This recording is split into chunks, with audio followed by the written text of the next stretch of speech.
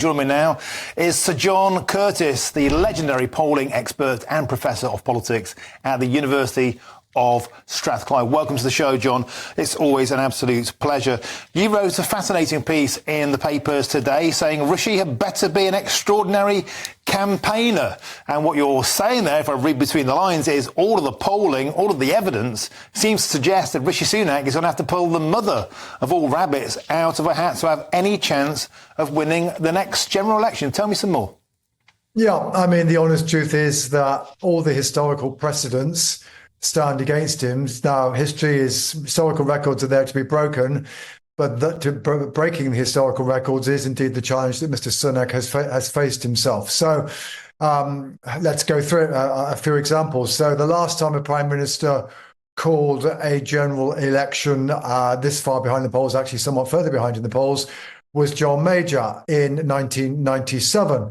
Despite his best efforts during the election campaign itself, Conservative support only rose by 1 point. Labour's lead actually fell primarily because the Liberal Democrats gained ground. What was the historical backdrop to this? Well, the historical backdrop was, of course, that the Conservatives got into trouble in that Parliament in the immediate wake of the market crisis of 1992, Black Wednesday, when the pound was forced out of the European exchange rate mechanism. Mr. Sunak now is having to persuade voters to vote for him, despite having presided over his predecessor, presiding over the market crisis of September and October 2022, Ms. Truss's fiscal event. And the historical records say that governments that preside over market crises, including Labour ones, do not survive at the ballot box. Indeed, then also, you've just been talking a little bit about how, there are the first signs perhaps of economic recovery. John Major had 4.5 years of the best record of economic growth since 1945 at that point.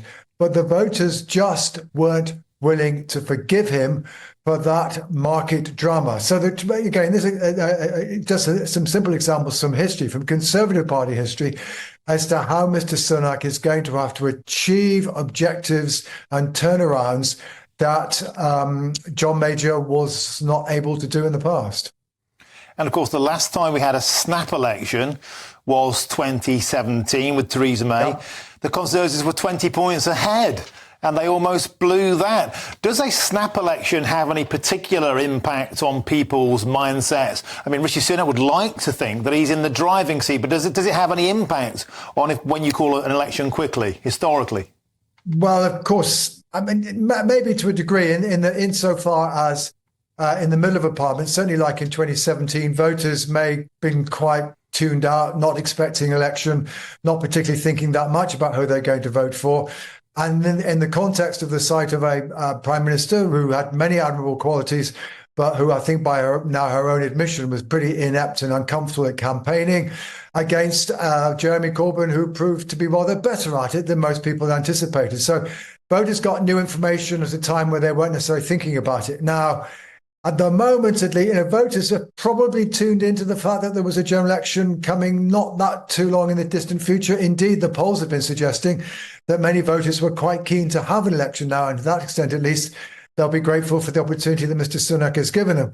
And given also the relative stability in the polls since the autumn of 2022 and the way Mr. Sunak has failed in the last 18 months to be able to turn things around, again, you can see why perhaps in this snap election, which isn't really anything like as snap as 2017 or indeed 2019, isn't perhaps necessarily going to be so easy to persuade voters to change their minds. One thing, of course, to say about 2017, that is the one election where indeed the lead changed dramatically. So if Mr. Sunak could achieve what Jeremy Corbyn achieved against Theresa May in 2017, maybe we could knock 10 points off Labour's lead. That's how I make the calculation.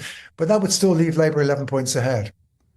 So, Sir John, you concluded your article today by saying, can Rishi Sunak achieve something in 6 weeks that he hasn't in 18 months? Could you do something as crude as give me a percentage chance of Rishi Sunak winning this election based purely on the polling and the data in front of you now?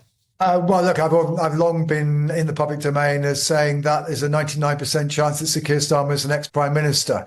That's not just to do with the scale of the polling challenge that Mr. Sunak faces. It's also that if he does succeed quite dramatically in reducing Labour's lead, and we get into hung parliament territory, because neither the Liberal Democrats nor the SNP are willing to help sustain a minority Conservative administration, the Conservatives will still be out on the air. Mr. Sunak has to get all the way back to 320 or so seats. That means at least being a few points ahead of Labour. So that's let's say he's 25 points off his target at the moment.